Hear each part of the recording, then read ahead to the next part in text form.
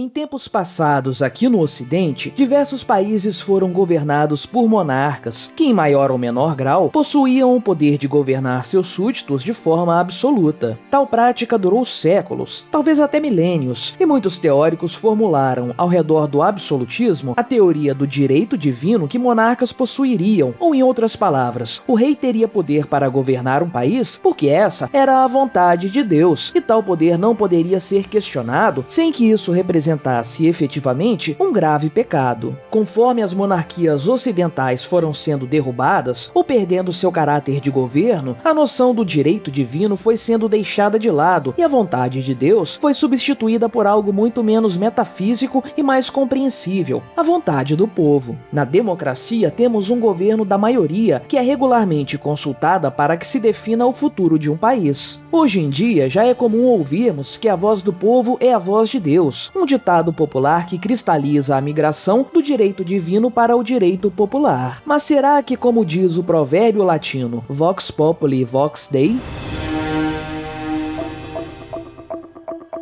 Este é o canal Quinta Essência e eu sou o Gabriel. Se você gosta do conteúdo que eu produzo aqui no YouTube, deixe o seu like e o seu comentário neste vídeo, se inscreva no meu canal e considere se tornar membro patrocinador do meu trabalho, com valores a partir de R$ 1,99 por mês. Basta clicar no botão Seja Membro aí embaixo. Em primeiro lugar, eu preciso dizer que, como libertário, eu compreendo perfeitamente que não existe justificativa para que determinado indivíduo tenha poder sobre a vida de outras pessoas sem o expresso consentimento destas. Não importa se estamos falando de um rei absolutista que diz reinar sob a vontade divina ou se estamos falando de um presidente eleito pelo voto da maioria numa democracia moderna. Em qualquer caso, o poder de governar outros indivíduos pelo uso da força é uma violação da ética libertária, uma pura e completa agressão a pessoas pacíficas. Dessa forma, enquanto libertário, eu afirmo que justificar o poder de um rei por meio da determinação de Deus é algo antiético definitivamente. Porém, mesmo analisando a coisa sob o aspecto do meu conservadorismo, preciso dizer que essa é, no fim das contas, uma justificativa bastante furada para o poder dos reis. Ainda assim, no cômputo geral, eu afirmo que, ainda que careça de legitimidade ética e de certo fundamento lógico, a concepção do direito divino dos reis é menos absurda e esdrúxula que a atual democracia. A ideia do direito divino, como anteriormente citado, não nasceu do dia para a noite, nem surgiu de forma simultânea com as monarquias. É claro que já há muitos milênios, governantes foram considerados deuses ou mensageiros destes. Basta pensar nos faraós do Antigo Egito para você ter uma ideia do que eu estou falando. Porém, para adequar essa questão a um contexto mais moderno, vamos tratar das monarquias europeias da Idade Média e Moderna, onde a ideia do direito divino para governar surgiu e se desenvolveu. Como em qualquer outra parte, esses monarcas começaram a governar por meio da força, mobilizando seus exércitos, impondo suas leis a seus súditos e deles extorquindo impostos. Contudo, e conforme as nações se desenvolviam, recorrer apenas à força não era eficiente. Era preciso que os indivíduos aceitassem a soberania de seu governante por meio de algo muito mais efetivo e menos caro que a força pura e simples. Surge aí a ideia de que os reis eram diretamente eleitos pelo próprio Deus e por ele ungidos, tal como os reis hebreus do Antigo Testamento. Isso automaticamente conferia autoridade e legitimidade ao rei, com a concordância tácita de seus súditos, que temiam se colocar contra a vontade do Todo-Poderoso. Porém, o direito divino dado aos reis possuía duas outras grandes vantagens. A primeira delas é que os reis, por serem eleitos por Deus, deviam satisfações apenas a ele. As demandas do povo eram, portanto, irrelevantes. Ainda que toda a população do país quisesse algo, o rei poderia não realizá-lo se esse algo fosse contrário à vontade de Deus. Essa vontade, bem, apenas o rei a conhecia. E essa é a segunda vantagem do direito divino dos reis. Como eles são legitimados pela vontade de Deus, apenas ela é capaz de removê-los legitimamente do cargo e de determinar o que eles devem fazer. E como você certamente sabe, a vontade de Deus não é facilmente consultável. Você não pode acessá-la por meio de urnas eletrônicas ou de consultas populares, como referendos e plebiscitos. A vontade de Deus, tipicamente, geralmente é decifrada por uns poucos iluminados, como os sacerdotes ou o próprio rei. Outras pessoas dificilmente conseguirão ouvir claramente a voz de Deus, e se o fizerem, provavelmente serão acusadas por todos de heresia. Além do mais, a vontade de Deus não muda a cada 4 anos ou a depender de promessas de candidatos políticos. Ela é, por definição, única e imutável, cabendo aos homens apenas compreendê-la e segui-la fielmente. Ao rei absolutista, portanto, cabe apenas a tarefa de seguir à risca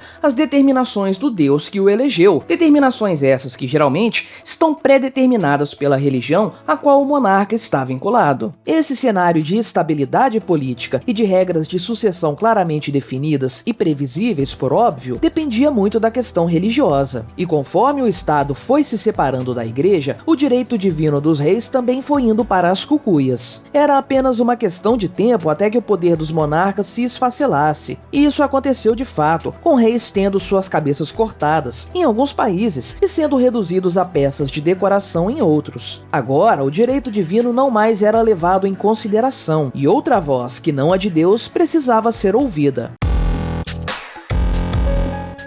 Bem, mas a quem deveríamos ouvir então? Quem poderia legitimar o Estado agora que todos taparam seus ouvidos à divindade? Na ausência de uma entidade metafísica cuja forma e existência não são plenamente compreendidas, resta colocar em seu lugar outra entidade, também com forma e existência bastante questionáveis, mas desta vez presente no plano material: o povo. Se você é libertário como eu, você certamente sabe que não existe o povo e que essa expressão representa apenas aquilo que supostamente seria o somatório de cada vontade, de cada anseio e de cada característica dos diversos indivíduos que compõem a sociedade. Pois bem, o ente responsável por legitimar o Estado é, portanto, o sacrossanto povo. É sua vontade que determina o futuro do país. Porém, esse Deus dos novos tempos possui uma diferença substancial em relação ao seu antecessor, o Deus real. Sua vontade é facilmente consultável. A voz do povo é facilmente ouvida por meio de eleições e também dos já citados plebiscitos e referendos. Se o povo, por um lado, legitima um indivíduo para governar em seu nome, ele também diz a todo momento o que esse indivíduo deve fazer. Ao contrário de Deus, o povo pode ser consultado a todo momento, e sua voz é facilmente compreendida para que sua vontade seja prontamente colocada em prática. E isso é algo positivo, não é mesmo? Bem, você já sabe a resposta. Confiar na vontade do povo significa condenar à miséria e à desgraça todos os indivíduos que o compõem. É um fenômeno curioso e que possui diversas explicações, que passam desde o fato de que Deus pune o mundo por ter sido tirado das decisões políticas, até pela definição do que é a tragédia dos comuns. Talvez um dia eu faça um vídeo sobre isso. No geral, o império da vontade do povo se mostra uma tragédia do ponto de vista da estabilidade política. O povo é capaz de mudar radicalmente de ideia em meros 4 anos, e o povo é capaz, inclusive, de eleger um governador para o seu estado e eleger ao mesmo tempo um presidente com ideias completamente opostas às do governador eleito. Você se sente confortável ao saber que sua vida é governada pela vontade de pessoas que, em sua maioria, são menos inteligentes e capazes que você? Essa, porém, é a realidade das democracias. A voz do povo decide os rumos do país, por mais que ela seja contraditória, equivocada, enganosa e facilmente manipulável. Como libertário, é óbvio que eu desejo o fim do Estado e que cada indivíduo tenha o poder de governar a sua vida, para o bem ou para o mal. Como libertário conservador, inclusive, eu acredito que essa seja a real vontade de Deus, ou como diria São Paulo, foi para a liberdade que Cristo nos libertou. Porém, não posso negar que enquanto houver um Estado opressor agindo de forma violenta contra tudo e contra todos, eu iria preferir optar por um Estado em que a vontade governante não fosse tão facilmente consultada para evitar bruscas mudanças sociais. A estrutura de poder ocidental, formada por uma clara linha sucessória, justificada por aspectos religiosos de difícil compreensão e principalmente de difícil verificação,